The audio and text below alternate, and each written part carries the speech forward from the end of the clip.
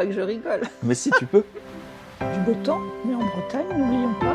Bienvenue dans les Blabla du Quai, le podcast où l'on s'arrête un instant sur le port de Bénodet, face à la mer, pour écouter les histoires de celles et ceux qui l'ont connu, aimé, affronté. Ici, au bar des Bluniers, entre un café, un verre et un souvenir, on parle de vie, de vent et du temps qui passe. Je suis Laurent, et chaque mois je tends le micro à une voix du bord de mer, pour une conversation intime, drôle, touchante, parfois poétique, mais toujours vraie. Installez-vous, le quai est tranquille. L'histoire commence.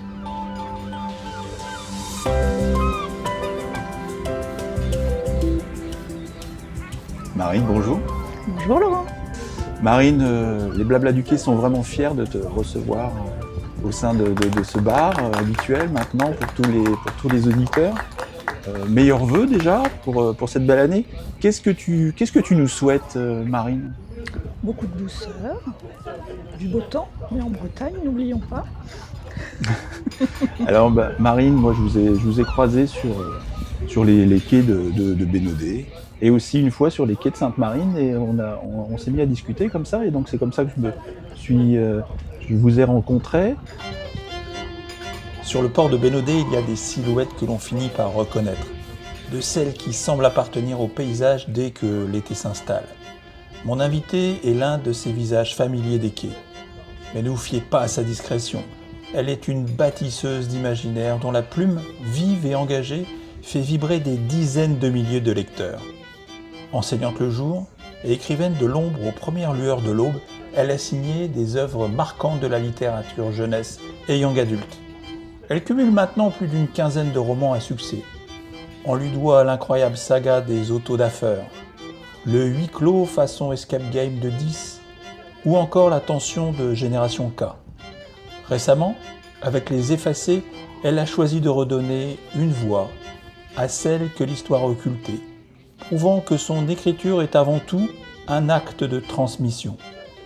Aujourd'hui, au micro des Blabla du Quai, elle quitte ses ardoises magiques pour nous confier son lien viscéral à l'eau, à la jeunesse et à cette rive bretonne qui l'inspire. Portrait d'une femme de caractère et de récit. Nous accueillons aujourd'hui Marine Carteron. Quel est votre lien avec la mer ? Alors mon lien avec la mer, il est d'abord familial, tout simplement parce que la famille de mon papa est bretonne. Ils sont originaires de Vannes, du golfe du Morbihan, plus exactement d'un petit village qui s'appelle Séné, que les Morbihanais connaissent bien. Donc les Synagos, avec les belles voiles rouges qu'on voit sur le golfe. Et du coup, la Bretagne, c'est mon enfance, les vacances d'été principalement, et celles de la Toussaint. La Toussaint, c'est important en Bretagne. Et mon papa aimant beaucoup la mer, on a toujours été assez proche de la mer sans vivre vraiment au bord de la mer. Mais on allait passer toutes nos vacances en Corse, en Bretagne, et mes parents ont vécu un temps aux Antilles. Donc je connais aussi bien la mer des Caraïbes. Et vous avez navigué un petit peu ? Alors avec mon papa, bien sûr. On naviguait, on a traversé plusieurs fois la Méditerranée, on a fait plusieurs fois le tour de la Corse. Mon papa a traversé l'Atlantique, il a fait la Transat des Alizés, ou la route du Rhum. Non, la Transat des Alizés. C'est nous qui disions la route du Rhum à cause des cargaisons. Mais c'était la Transat des Alizés. Et on a fait plusieurs fois le tour des Antilles, du sud au nord, du nord au sud. Donc oui, on a beaucoup navigué, mais je faisais le moussaillon, je serais incapable de naviguer toute seule. Donc vous avez le cœur d'une navigante, ce qui est un petit peu ce qui peut un petit peu vous caractériser, je trouve. Il y a un fil rouge, vous êtes navigante sur l'eau dans votre vie. On va un petit peu quand même évoquer votre parcours qui est absolument incroyable. Déjà, vous êtes prof ? Alors oui, je suis prof, enfin formatrice plutôt.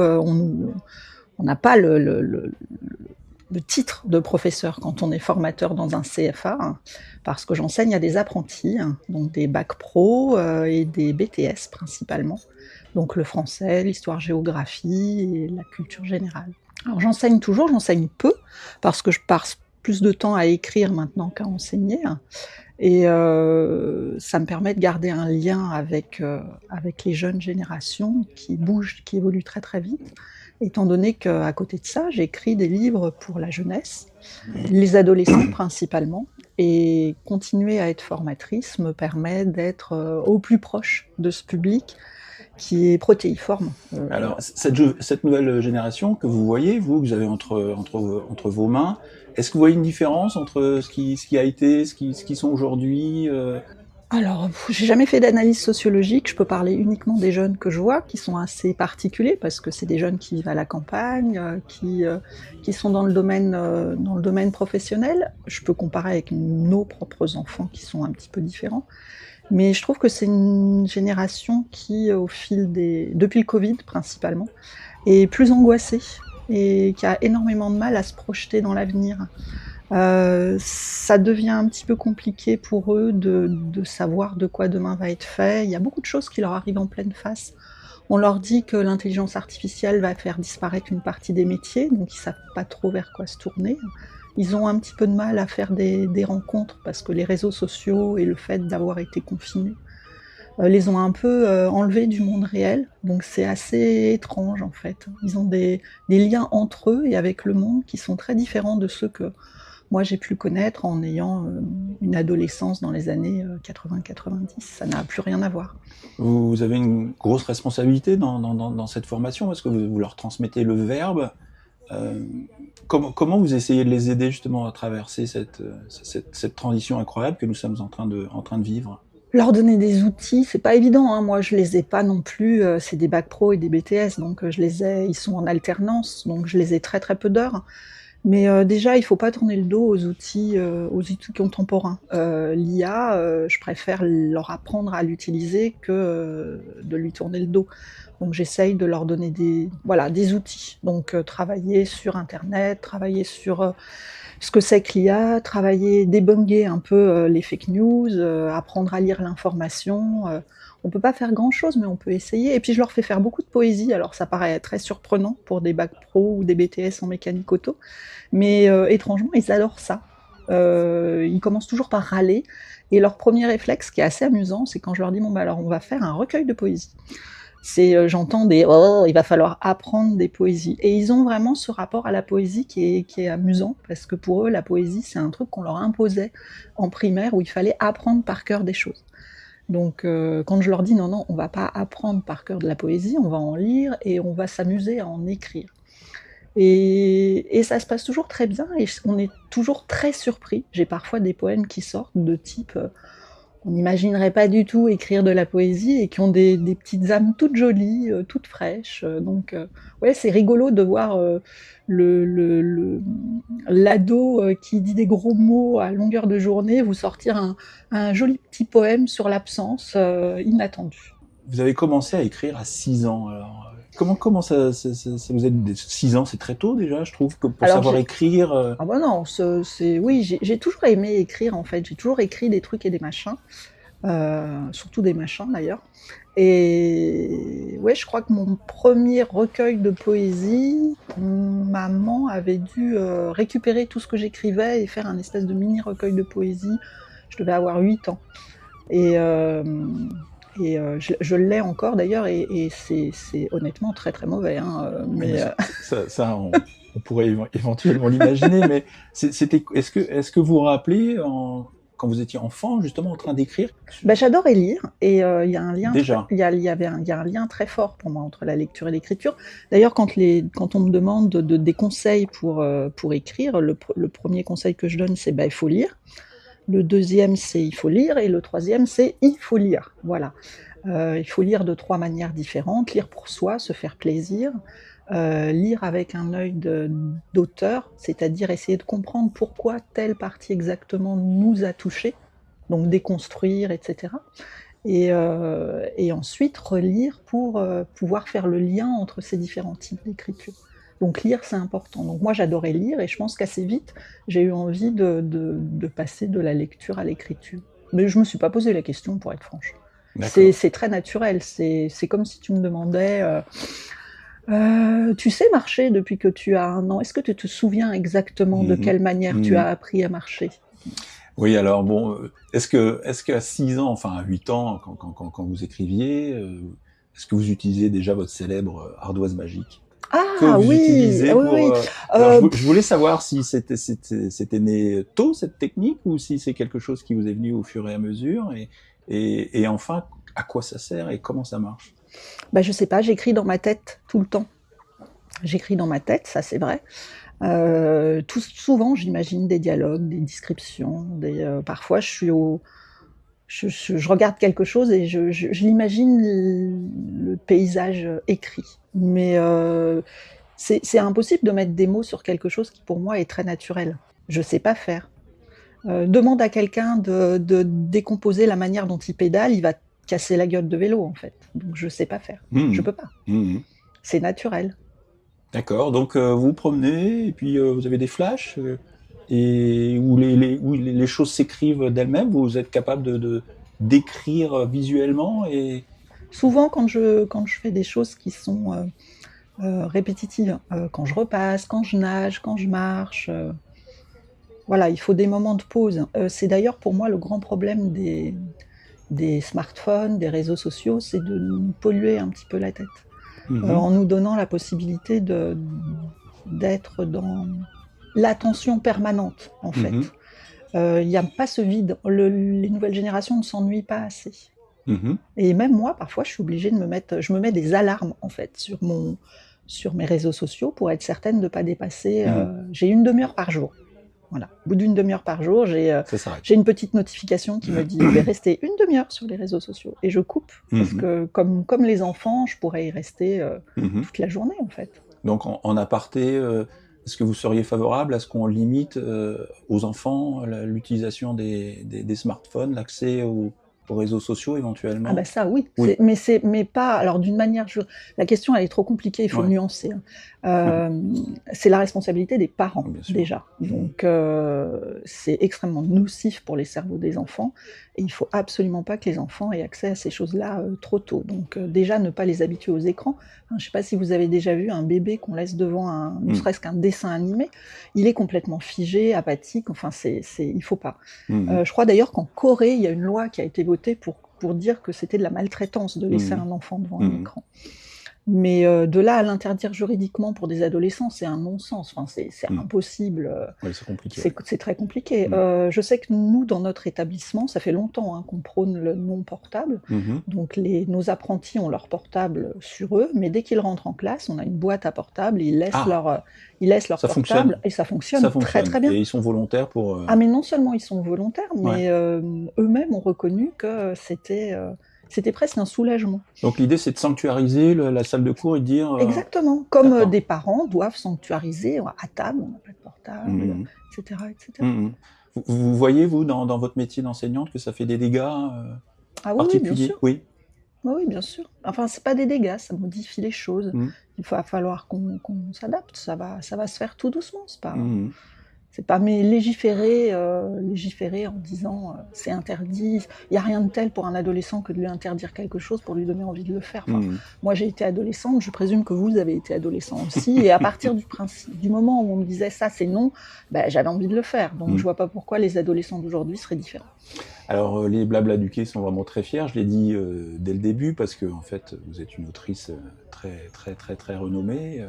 Vous écrivez pour les enfants. Alors, pourquoi les adolescents? Pourquoi vous avez ciblé dans votre littérature Alors je n'écris pas pour les enfants et les adolescents, j'écris pour tout le monde.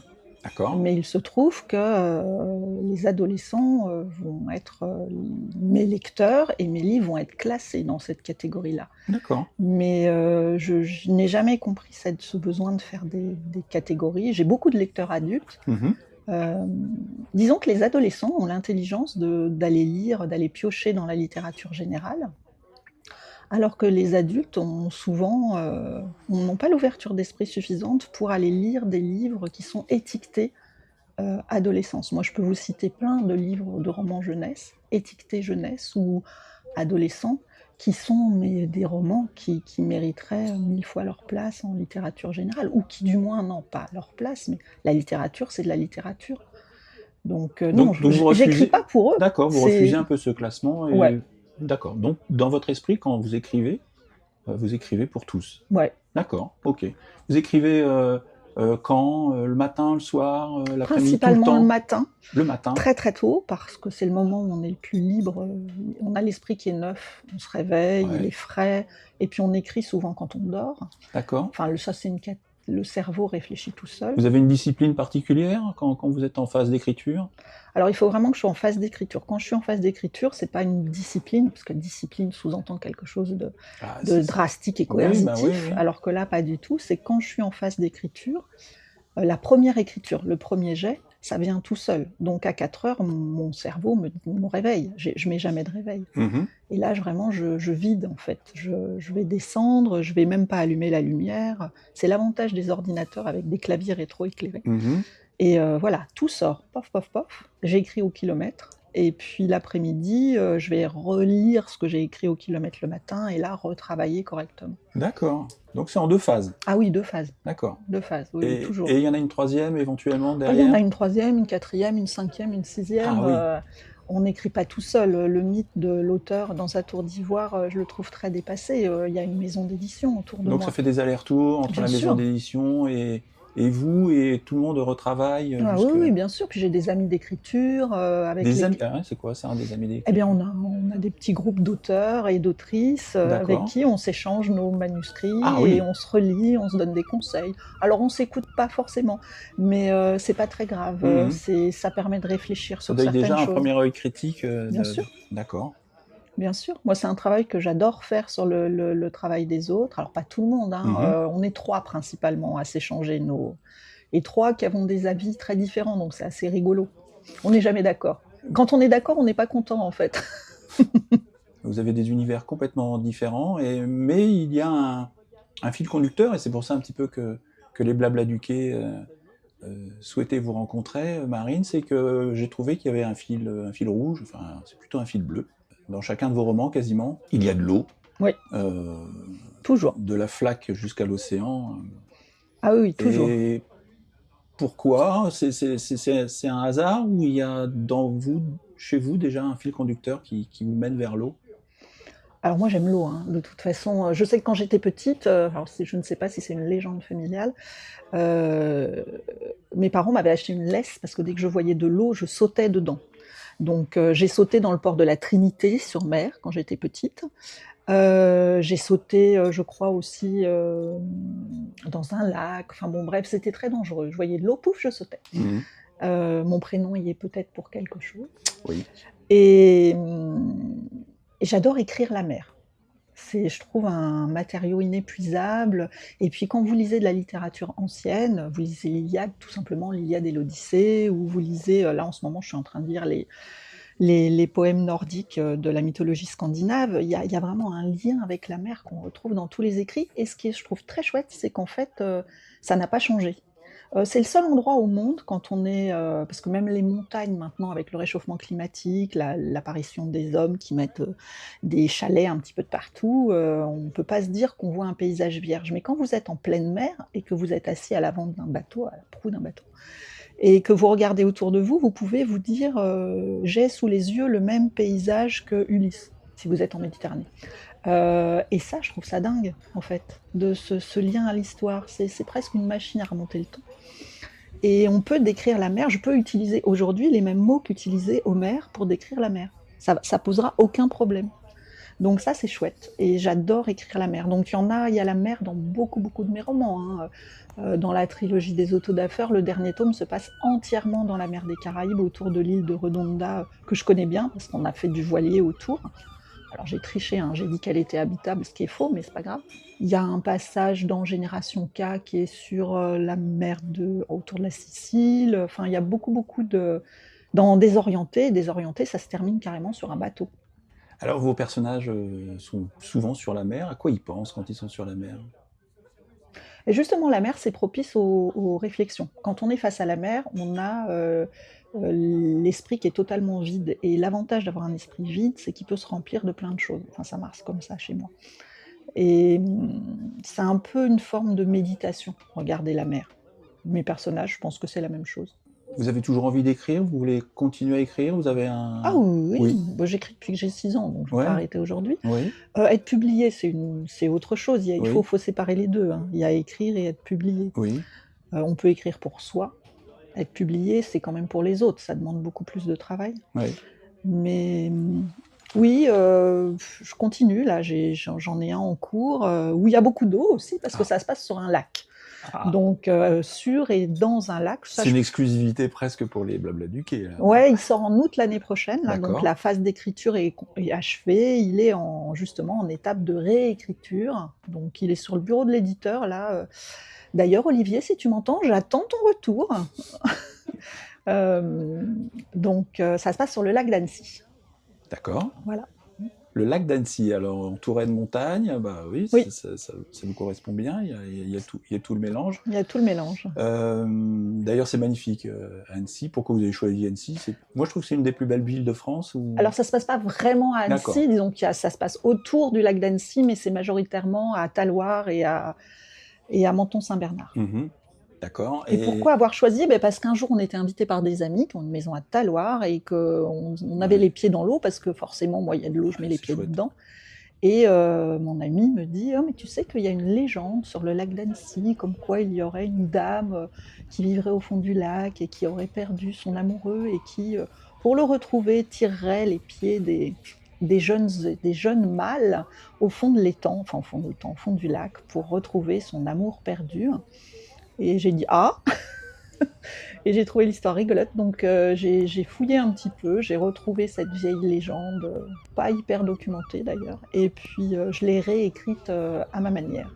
Qu'est-ce qu'il y a de plus difficile? Alors, je reviens un peu sur le mécanisme d'écriture, parce que moi, ça m'intrigue vraiment, incroyable. Parce que tout votre univers est complètement différent. L'histoire, c'est les personnages qui écrivent l'histoire. Alors je fais pas de plan. Donc d'abord, c'est un personnage qui arrive, c'est des personnages qui arrivent. C'est des voix qui arrivent. Des voix.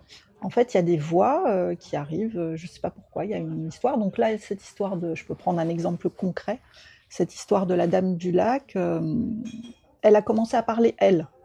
Donc souvent, quand je suis en amorce d'un roman, je ne sais pas trop ce que je vais faire, j'ai un personnage qui commence à parler. Donc là, ça va sortir beaucoup. Alors là, c'est vraiment les moments où je me lève très très très très tôt. Et elle s'est mise à parler. Donc elle a commencé à raconter son histoire au jeu. Ça commence toujours au jeu. Et après, il y a d'autres personnages qui se sont mis dessus, qui se sont structurés, et puis... Donc c'est l'interaction entre les personnages qui créent l'histoire oui, c'est eux qui font l'histoire. D'accord. C'est une somme de personnages, une somme de vies qui viennent créer... Et d'ailleurs, souvent, mes romans ont cette particularité d'avoir plusieurs voix qui se répondent. Alors, Marine, je trouve que vous avez une écriture assez incisive, assez percutante, précise, incisive sur des thèmes. Qu'est-ce qui vous fait sortir de vos gonds? Oh, rien. Rien? Non? Rien. Moi, je trouve que parfois, vous exprimez un peu de colère dans votre écriture. Ah, moi, non. Mes personnages, oui, mais moi, non. Oui. Donc, moi, je ne suis pas mes personnages. Donc, mais je me mets à leur place. Donc, c'est cette capacité à l'empathie. Je trouve qu'on ne se met pas assez à la place des autres. J'ai une situation extrêmement privilégiée, donc j'ai aucun problème. Moi, je suis une femme blanche issue de la bourgeoisie, j'ai une belle vie, je suis une privilégiée. J'ai totalement confiance d'être une privilégiée, hein, de par mon éducation, mon milieu social, etc. Et par contre, mes personnages, ils n'ont pas tous cette chance-là. Donc mes personnages vont exprimer ce qu'ils ressentent et j'essaye de me mettre à leur place. Alors je dis pas que j'y arrive, hein. C'est pas évident, mais c'est important de se mettre à la place des autres. Je comprends que ce sont vos personnages qui peuvent parfois sortir de leur rond. Comment vos personnages voient la société actuelle? Alors on peut pas généraliser. De toute façon, il faut beaucoup de nuances. C'est ce que je reproche à notre époque, c'est ce manque de nuances. Il faut prendre des cas précis. Dans mon dernier roman, Les Effacés, il y a un dialogue entre deux femmes. Une femme modèle du 19e siècle de Gustave Courbet qui a été effacée d'un tableau, et une jeune fille qui s'appelle Joséphine, qui est une jeune Normande de notre époque, racisée, elle est originaire des Antilles, et qui se retrouve à Orsay. Donc on a vraiment deux personnages très différents, et elles vont avoir des colères très différentes.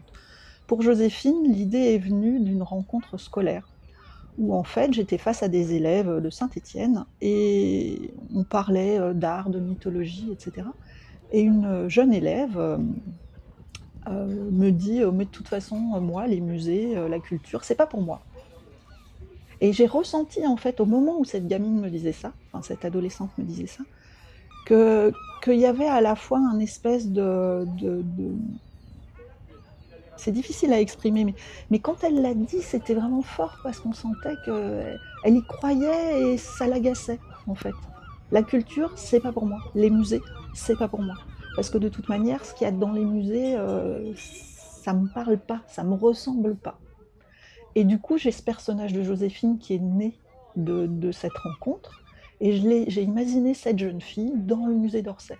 Et effectivement, quand elle se promène dans le musée d'Orsay, les seuls personnages noirs, donc qui lui ressemblent au musée d'Orsay, ben la pauvre, c'est difficile de s'identifier parce qu'elle a soit des esclaves, soit des bonnes, mais il n'y a pas de personnage fort. Et voilà, donc je me suis mis à sa place et je me suis dit qu'être une jeune fille de 15 ans en France aujourd'hui, avec une origine qui n'est pas blanche, ben, c'est pas facile.